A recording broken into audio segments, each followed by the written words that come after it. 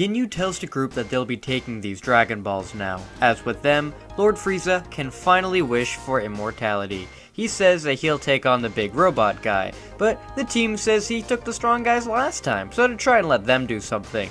Ginyu allows the others to play rock, paper, scissors for who gets to fight, with Banyu sighing that all these guys are idiots. Banyu is a Ginyu Force member who really didn't want to be a part of the Force since she really hates all the stupid poses that they do, but it was either leave them and get killed by the overwhelming new ultimate power of Black Doom, or stay here and have a better chance of survival. She decides to pick the lesser of two evils. She stays out of the rock, paper, scissors and says she'll go off with Ginyu to return the Dragon Balls to Frieza.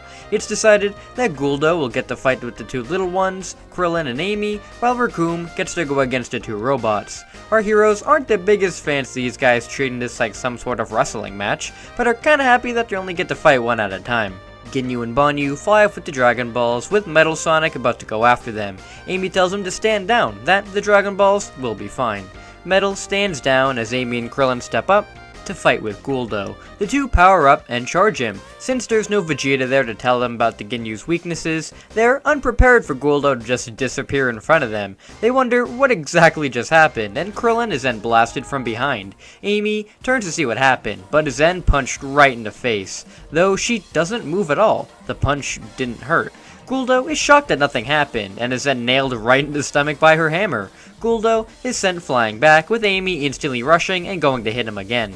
He disappears in front of her though, and she wonders how this guy is moving so fast. Metal Sonic announces that this guy isn't moving fast at all. He must be teleporting somehow. Amy doesn't really buy that either, as she's been teleported before by Chaos Control, and this feels different than that. For some reason, she can sense something psychic going on here. Every time this guy disappears, she's picking up on readings she hasn't really felt since when she would work on her tarot cards. She decides to test something.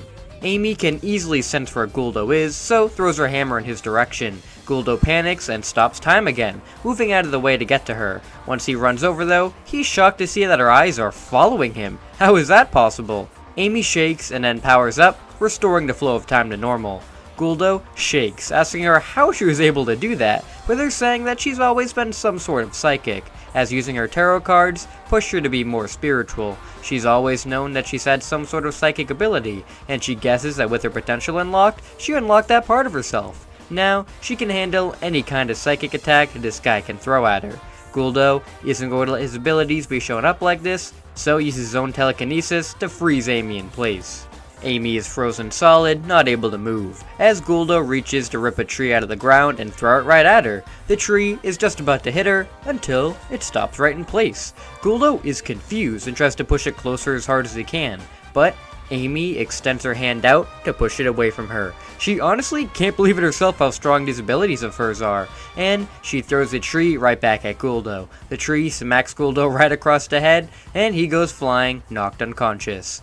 Krillin and the other Ginyu Force members can't believe how powerful Amy is. She shrugs it off, knowing that they're not out of the clear yet.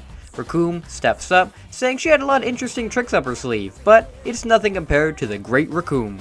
Jason Birder tell him to lay off, as they'll take her after, and his opponents are the metal guys over there.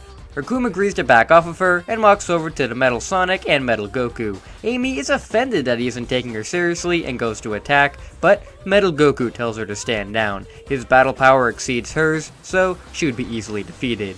The two of them can handle this buffoon easily. Recoome gets into his special fighting poses and rushes the two. Metal Sonic is able to burst right up to Recoome as fast as he can to smack him around. Recoome doesn't really feel the punches, but is just annoyed on how he can't see what's hitting him. He doesn't realize that Metal Sonic is just a distraction, and Metal Goku appears to elbow him right in the stomach. Recoome doubles over, as Metal Goku kicks him away. Recoome is able to recover himself and goes back into battle. The two clash blows, with the attack sending shockwaves through the valley. While Metal Goku is very powerful and can actually damage Recoome, it seems that he has the edge, as metal begins to get dense all over his body. Metal Sonic can't allow his brother to be defeated like this, and activates his Laser Wisp to blast Recoome away. The other Ginyus are surprised that little twerps like these have access to wisps. The Frieza Empire should be the only ones who have access to powers like that. Metal Sonic is now able to actually do some damage against Recoome alongside Metal Goku. Recoome is sent into the dirt, with the two robots believing that they're victorious. That is until Recoome bursts out of the ground, smiling. He says that he didn't expect lowlife like these to have wisps. which makes this a lot more entertaining. In fact, to make this more entertaining, he might as well show them his own. Recoome activates his Burst Wisp, overflowing in a fiery energy. Krillin stumbles back in fear, as it can't be. Nappa, with this power, is able to go up against Piccolo. How can Metal Sonic and Metal Goku fare against a power like this? Recoome bursts towards them, and it seems to be no contest. With Metal Sonic's laser, he can avoid the hit super fast, but Metal Goku can't, and Recoome punches him right through the chest. He is kicked away as Recoome launches an eraser gun straight at the robot. Metal Sonic flies right towards it to save his brother, but it's too late, as Metal Goku is hit and blown up. The only remaining part of him is his head, which rolls towards the cave. Amy and Krillin yell out as the two of them rush in towards Recoome, hoping to take him on as well. Recoome is up for another game, and apologies to Jason Birder, as they're not going to be getting their turn. Recoome swings at Amy, who blocks with her hammer, but to force it a punch launches her back. Krillin throws his Destructo Disc straight towards him, but Recoome launches a fiery blast towards the disc, completely disintegrating it. With his signature attack not working, Krillin fires a Kamehameha, but it hits Recoome dead on and does nothing. Recoome then appears in front of Krillin, and with one swift kick, Krillin goes flying back and crashes right into the ground, with all of his bones broken. Metal Sonic comes back in to try and do something, but the power increase at a burst is too much for him, even with his own Wisp power-up, and he is punched right out of his laser and towards the cave as well, not holding together very well. Amy swings her hammer to throw a tornado right at Recoome, which actually works a little, as it almost blows the flames off of him. The tornado isn't powerful enough though, and just annoys him. Amy is able to block his strikes with her hammer, but not for long, as she too is knocked aside. Recoome stands over her, ready to stomp right on her head, until he is kicked right inside of his head. Nail lands and swings around for a roundhouse kick across the head. Nail helps Amy up, saying he's risking a lot by being here to help them, but if they die, then their planet dies too, and he won't allow that to happen. Thankfully, the Grand Elder's in direct communication with Nail telepathically, so he'll alert him if anything else is wrong. Recoome sits up, telling Nail that was a good shot, and he didn't expect a Namekian to be that powerful. Nail goes back into attack, but Recoome fires yet another eraser gun, point blank. Nail throws Amy out of the way, and takes the full blunt of the attack. Amy yells out no, and throws her hammer right at Recoome's mouth. The hammer hits the side of his face, throwing him off enough to stop the attack. Nail lays helpless on the ground with half of his body gone. It's a horrific sight, and one that distracts Amy enough for Recoome to kick her away as well. Recoome lifts up Nail's body, saying that he may be powerful, but not durable. Nail then opens his eyes and fires his laser eyes right through Recoome's chest. He drops Nail as he reels in pain over the two holes in his chest. Nail uses his regeneration to regrow the other half of his body, and then fires his Mystic Flasher attack right at Recoome, knocking him down, badly injured. Nail then flies above him and stomps directly on his chest as hard as he can, crushing Recoome's ribs and pretty much killing him. Jason Birder look on wondering how Recoome could be taken out by just a little Namekian. He shouldn't have let his guard down like that. It's no matter the two of them though, as it's the two of them against a very worn down Namekian and Hedgehog. Nail tells Amy that they're right. He's exhausted after dealing with Recoome, so he's not going to be of much help now. Right as Jason and Birder are going to get revenge for their fallen comrade, their scouters go off, picking up a large power. Guru then communicates with Nail that there are more alien threats making their way to the planet now. Amy can sense it too. The power feels gigantic. Jason and Birder know exactly who it is and tell the others that this isn't the end, and they'll come back for them later. The two fly off, with Nail and Amy worried that these two were so scared by these powers. Krillin walks up next to them, saying he can sense it too. Amy hugs Krillin, saying she thought he was dead. How is he on his feet? Krillin points to Dende, saying Little Green here picked him back up. Nail smiles, happy that Dende is here. With his healing abilities, they may have a fighting chance against the alien invaders now. Dende smiles, saying he's happy that Nail showed up and is happy he can help. Dende heals Nail and Amy up, with Amy surprised on how great she feels now, since she's fully back to normal. Nail tells the others that they need to come with him to the Grand Elder, as if these other invaders are as bad as Guru says, they need to go with him so they can protect him, since if he dies, then the Dragon Balls will go as well. Bulma says that they can go off, and she can try and work on repairing Metal Sonic and Metal Goku the best that she can. Eggman gave her some parts to use in case they broke down out here, so hopefully they can be repaired. Krillin and Amy say goodbye to them as they fly off with Nail back to the Grand Elder, really worried on what is coming. Jason and Birder make it back to Frieza's ship, where they find Frieza, Ginyu, and Banyu trying to find a way to use the Dragon Balls. Jason Birder tell the group that they can detect the Black Arms making their way to Namek. The others can't believe it, with Frieza cursing that they can't use the Dragon Balls for some reason, and they need to find a way to activate them so he can defeat that troublesome Black Doom and his new ultimate life form. Jason Birder say there was a Namekian that joined the fight with the group they took the Dragon Balls from, so he might know how to activate them. Perfect, Frieza thinks, as now all hope isn't lost. Frieza tells the Ginyus to hold off the Black Arms long enough for him to activate these Dragon Balls, and once he does, they'll be nothing to his might. Frieza pinpoints Nail on his scouter to go after him. The Ginyus fly over to see the Black Comet hovering in the air, and countless Black Arms flooding out of it. Ginyu tells his men that they've had to fight these guys before, so they can do it again. They'll do their best to hold them off for Lord Frieza, so to activate their powers. Jace unleashes his Drill Wisp, as Birder activates the Lightning Wisp. Banyu activates her Crimson Eagle, with Ginyu bursting into his own Frenzy. The Ginyu Force all get into their poses and rush towards the Black Arms. Shadow the Hedgehog walks over to Eclipse, asking if he's okay. Eclipse tells Shadow that he's really happy to see him, as these guys were a lot stronger than he thought. Shadow eyes down Sonic and Goku. For some reason, deep inside himself, he feels a sense of familiarity, but can't put his finger on it. Sonic goes up to Shadow, saying he can't believe it's him. He looked for him for years, and all this time he was up here in space. He's really happy to see him again. Sonic goes in for a fist bump, with Shadow punching him away. Sonic asks what's the matter with him. He thought he'd change on the Ark. He saved them all from its destruction, so why is he back to being a jerk? Shadow genuinely has no idea what this fake hedgehog is talking about. He's never met him before in his life, so to stop confusing him, Goku appears in front of him, eyeing him down. Could it be? Goku lunges into attack, with Shadow blocking the blow really easily. Goku quickly sneaks his hand on top of Shadow's head and looks into his mind. He sees multiple images of a dazed and confused Shadow floating out in space, surrounded by the Chaos Emeralds, and him being picked up by Black Doom. Black Doom connected him to the Black Arms hive mind somehow, and with the Chaos Emeralds in his hands, they've gone on to destroy so much life throughout the universe. Shadow punches Goku away, telling him not to do that again. Goku wonders how is it possible that Shadow can be working for these guys? Wasn't he just an android? He's not an alien. Eggman speaks up, saying he never expected Shadow to be related to these Black Arms. Sonic asks him what he means, with Eggman telling him that he did some research on the Ultimate Life Form after the incident on the Space Colony Ark. He found out that his grandfather didn't work alone up there on Shadow, and that he had some help from a malicious alien life form. He didn't know the alien's name, but in his grandfather's notes, he said that this alien was extremely dangerous, but was able to provide Shadow with his DNA to help him be completed. Meaning in a way, Shadow is a member of the Black Arms. Black Death is surprised that these Earthlings know Shadow, and says that'll make this so much more interesting.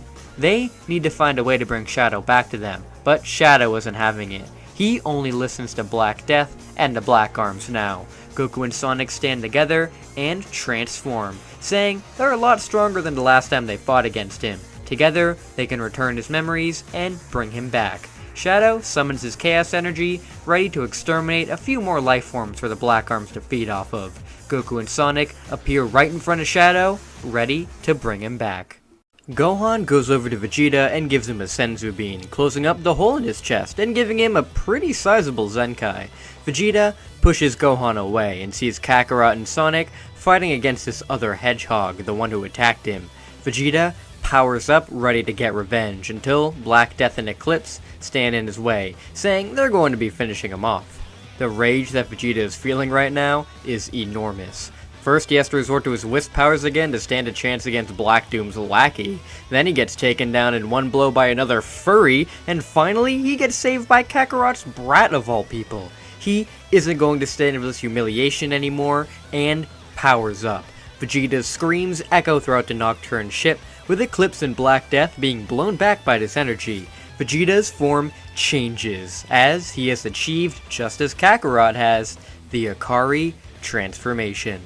Goku, Sonic, and Shadow have their fight, with Shadow teleporting all around them and knocking them right into each other. Shadow is much more powerful than he was before, and doesn't seem to be putting much effort into this fight at all. He's able to be even faster than a Kaioken Sonic, which he didn't think was even possible. The two get beaten around with the ship crumbling away due to all of the immense fights taking place. Thankfully, Gohan, Shade, and Julie Su manage to take out the remaining Black Arm soldiers, but since Vegeta is going toe-to-toe with Black Death and Eclipse, with Sonic and Goku going for Shadow, the ship isn't going to handle much more of this. The emergency alarms begin to blare that the ship's structural integrity is failing, and the crew needs to evacuate. Sonic speeds away from Shadow to the others, telling them they need to get into their ship and get out of here before it's too late. Gohan says that they can't just leave him here, they'll die in the ship. Sonic tells Gohan that it's okay, and him and his dad have a plan to stay alive. None of them are going to be able to face these remaining Black Arms aliens, so need to get to Namek with the others to do what they came to do. Gohan tries to fight back, saying he's coming with them, but Eggman and the two Echidnas drag him inside their ship as Eggman restarts it so they can leave. Sonic watches as the ship blasts off towards Namek and feels better knowing that they're going off, where hopefully it's safer than it is here. While Goku was holding off Shadow, he wasn't able to do very well on his own at all. Shadow continued to Chaos Control away from all of his attacks, and appeared behind him to slash at him with a Chaos Spear. Goku is thankfully fast enough to avoid being impaled, but not enough to get away unscathed. Shadow only has a look of battle in his eyes, a look to eliminate the enemy, and do what is best for his people. Goku knows that the Shadow they know is in there somewhere, but it'll be impossible to reason with him like this. Sonic rushes Shadow from behind, finally getting a good blow in there. Not good enough though, as Shadow instantly turns back around and elbows Sonic into the ground. Now the ship is finally tearing apart. Black Death and Eclipse are able to lead Vegeta onto the Black Comet to save themselves, with Sonic grabbing Goku and flying towards the comet as well. The two make it on just in time as the Nocturn ship crumbles and explodes. The group look out for Shadow, since he was still on the ship, but Shadow is able to Chaos Control away and appeared in front of Goku to punch him right in the face. With the two being beaten down to the dirt, Goku telepathically communicates with Sonic, saying that he has a plan to try and get Shadow back in control of himself. If they're able to take out Black Death, who seems to be the leader here, maybe that will free Shadow. Sonic thinks it's worth a shot, but they can't fight one-for-one with Shadow for long, or else he'll kill them. Goku says they're not going to be fighting one-on-one, since he told somebody else to plan already. Suddenly, a Gallic gun fires right past them and into Shadow. Shadow catches the blast with Vegeta powering through his own attack and appears out of it to punch Shadow away. With this distraction, Goku barrels into Eclipse, knocking him away from Black Death. Goku then kicks Black Death directly into the ground and launches a point-blank Kamehameha at the monster to erase him completely. Shadow and Eclipse both scream out no and clutch their heads in pain. Goku thinks it's working, and then with Black Death's, death, then they're getting out of his control. Eclipse falls over unconscious, with Shadow just grabbing his head and grunting on the ground. Goku walks over to Shadow, telling him it's okay now and he can be free. Suddenly, Goku gasps as he is stabbed right in the chest by one of Shadow's Chaos Spears. Vegeta yells and rushes Shadow, punching him right off of Kakarot. Goku reverts back to his base and falls to the ground. Sonic speeds over to catch him and watches as Goku coughs up blood, wondering how that didn't work. Sonic begins to shake in anger once again. After all this time, they finally get to see Shadow, and he's like, "This? Why is everything going wrong?" He's not gonna let it go on like this any longer. Sonic's anger envelops him once more, with Sonic blasting into Dark Sonic. Dark Sonic pushes Vegeta aside and nails Shadow right in the gut. Shadow spits up blood as Dark Sonic begins to attack him with a flurry of blows. Vegeta watches worried as he knows the kind of power that Dark Sonic has. He's gonna try not to get on his bad side this time. Vegeta makes his way back over to Eclipse and sticks his hand out ready to blow him away as well. Goku grabs onto him though, telling him to stop. Vegeta yanks himself out of his grasp, asking him how he's standing again. Goku says he saved a few senzu beans for himself, so he's all set and feeling stronger than ever. They can't kill this one, since if he was connected to the same hive mind, then he'd probably be dead. He was connected enough for it to hurt him, but he's probably as much of a victim as Shadow is. They can't kill him. Vegeta scoffs at Kakarot's naivety as he spared that Shadow over there, and look how that turned out for him. Goku is eventually able to get him away from Eclipse, and the two watch as Dark Sonic tears into Shadow. The two hedgehogs Chaos Control all around, attempting to strike down each other. Dark Sonic is the more ruthless fighter, dealing a lot of deadly strikes, with Shadow keeping up somehow and trying to fight back some more. It's clear Shadow isn't going to survive this for very long, until he removes his inhibitor rings and bursts into a red glow that looks similar to the Kaioken. Shadow unleashes his full power onto Dark Sonic, making the fight a lot more even. The two bounce all around each other, landing a lot of good strikes that hurt the other. Even though they seem pretty evenly matched, it's clear that Shadow can't keep it up like this forever. With all of his chaos power leaking out, he's going to wear himself down to nothing. Shadow realizes this and unleashes a large chaos blast to catch Dark Sonic in to push him away. This blast begins to overtake the comet, with Goku grabbing Eclipse and having to fly away with Vegeta. Once the dust settles, Shadow puts his inhibitor rings back on, with Dark Sonic flying back over, a little injured but still ready to beat down on him. Shadow says he doesn't like to use these without Black Doom's orders, but it seems he has no choice now. Dark Sonic doesn't know what he means until all 7 of the Chaos Emeralds appear and swirl all around Shadow until they fly into him, and Shadow explodes in a golden light. Dark Sonic looks on as Shadow has transformed into Super Shadow. A much more powerful Super Shadow compared to last time. Super Shadow asks Dark Sonic if he's ready for round 2. Amy, Krillin, Dende, and Nail stop at the Grand Elder's hut, with them all sensing gigantic energies. It seems that other threats have shown up, and those Ginyus are using the Wisps to battle them. On top of that, it seems Frieza is making his way here. Amy and Krillin are kinda freaking out since they definitely can't handle Frieza the way they are now. Guru indeed confirms that this may be the end of Namek. The alien invaders known as the Black Arms have arrived on the planet, and with Frieza coming here, it seems he doesn't have much time left.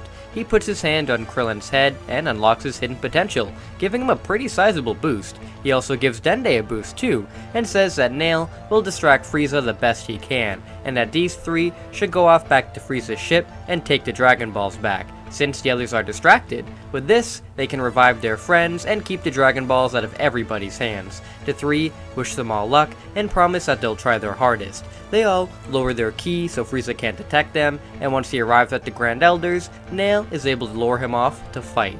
With that, the 3 then burst back off towards the battle. The Ginyu Force burst around attempting to kill the Black Arms surrounding them. Thankfully, they are much more powerful than most of the soldiers with their Wisp powers. Birder is able to fly around with his super speedy lightning form and electrocute a bunch of them out of existence. Jace is able to drill through countless soldiers, with Banyu scooping up a bunch with her wings and throwing them straight at Ginyu, with him attacking them with his frenzy. Black Doom watches from above, realizing that with these Wisps, the Ginyu Force can easily keep this up and wipe out all the Black Arms. He needs to deploy more of his troops. Black Doom sends down the Black Bulls to attack, with them knocking Banyu right out of the air. Jace comes in to save her by drilling through one of them, but he is then bombarded by plenty more Black Bulls from all around. Their fire breath begins to burn him and knocks him out of his Wisp form. Birder rushes in and electrocutes the remaining Black Bulls all around him, but it's too late. Jace has been burned to a crisp. Birder explodes in rage due to the death of his best friend, and rushes all around to eliminate the Black Bulls as fast as he can. Ginyu and Banyu hold off the other Black Arm soldiers as Birder goes after the Black Bulls. But Ginyu doesn't know how much longer he can hold out on his own. This is when Amy, Krillin, and Dende arrive to see the carnage all around them. The Ginyus are holding off the Black Arms as best as they can, but there seems to be too many of them.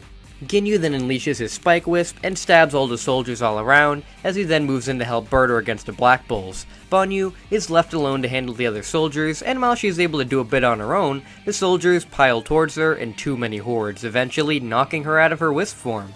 Right as she is about to be overrun, a giant blast knocks them away, with Shade and Julie Sue appearing around her, shooting the others away. Amy and Krillin are shocked to see other Echidnas here, and more shocked to see Gohan flying right alongside them and battling the Black Arms as well.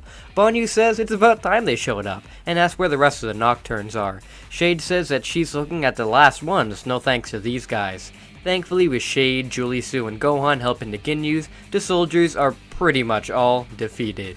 This hurts Black Doom, as on top of his soldiers pretty much dying off, he can also feel a connection severed with the passing of Black Death.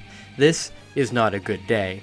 And now he's finally going to be stepping in. He may not have Shadow here with him, but he'll be more than enough for these guys. Black Doom flies down from the Black Comet, landing in front of everybody. The Ginyus huddle together and thank the Nocturns and the little guy for his assistance. Gohan smiles, as these guys seem pretty cool. Black Doom says the Ginyus made a fatal mistake not running away from Frieza, as this is where they meet their doom. Ginyu steps up, saying the Ginyus will never fall to the likes of him, and they'll defeat him for the Frieza Empire. The Ginyus get into their poses, with Black Doom irritated and attacking them. This is just what Ginyu wanted, however, and launches his Change Beam straight at Black Doom. Black Doom expected this, and the Black Eye flies out and takes a Change Blast head on. The Black Eye then looks around confused and looks up at Black Doom in horror. Black Doom crushes the eye in his hand as Ginyu, or now the Black Eye in Ginyu's body, walks over to Black Doom ready to fight for him. The others curse as Gohan asks what just happened.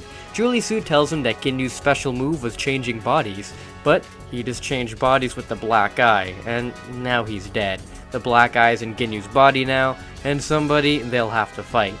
Ginyu and Black Doom rush towards the others, with Burter and Banyu activating their Wisp powers again to try and match Black Doom. Banyu is able to smack him in the face with one of her wings, while Burter blasts him with some lightning. Ginyu attacks the others, with Julie Su, Shade, and Gohan doing a pretty good job holding him off. Thankfully, the Black Eye doesn't know how to control Ginyu's body, so it isn't doing a very good job at fighting. Gohan is able to smack Ginyu right into the other two, with them blasting all around him. Ginyu falls to the ground as Shade pounces right on top of him and unleashes a blast point blank, killing him. They turn to go and help the others, but look in horror as Black Doom is holding the lifeless bodies of Banyu and Burter in his hands, and throws them off to the side. He doesn't have a single scratch on him. He wasn't kidding about his power. He rushes after them until he is suddenly stopped in place. Amy does her best to use her telekinesis to hold him off, but he's breaking out fast. Krillin jumps in front of him and unleashes a solar flare to blind him. Black Doom roars in pain as Krillin tells the others to run. The group quickly get out of there and fly off as fast as they can behind some mountains. Gohan gives Amy and Krillin a hug, happy to see them. Julie Su tells him to be quiet, as he's definitely listening for them. Black Doom flies around, demanding the group come out where he can see them, or he'll destroy this whole area around them. The Nocturns just think he's bluffing, but no. Black Doom creates a very powerful blast in his hands, prepared to throw it right down. They all gasp and are about to reveal themselves, until a singular beam hits the blast, exploding it in Black Doom's hands. Black Doom tumbles back and regains himself to see who fired. Frieza flies down in front of Doom, saying he's not so tough without the ultimate life form having his back, is he? Well, now it's finally time for them to decide who truly is the ruler of this universe.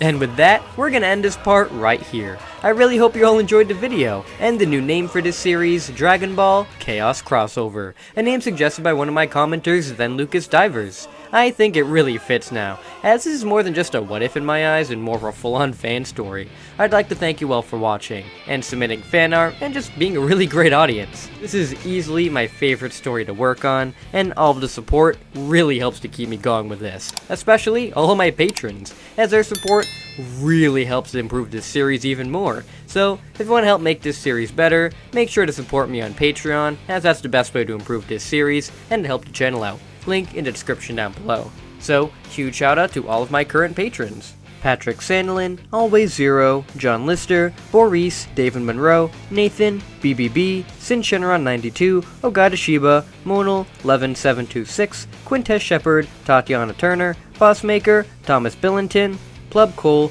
Blake Foyer, Jared Guzman, Eric Doss, Matthew Garcia, Vegito Gaming 78, Judgment Wings, and Sasuke 3252. You guys are the best.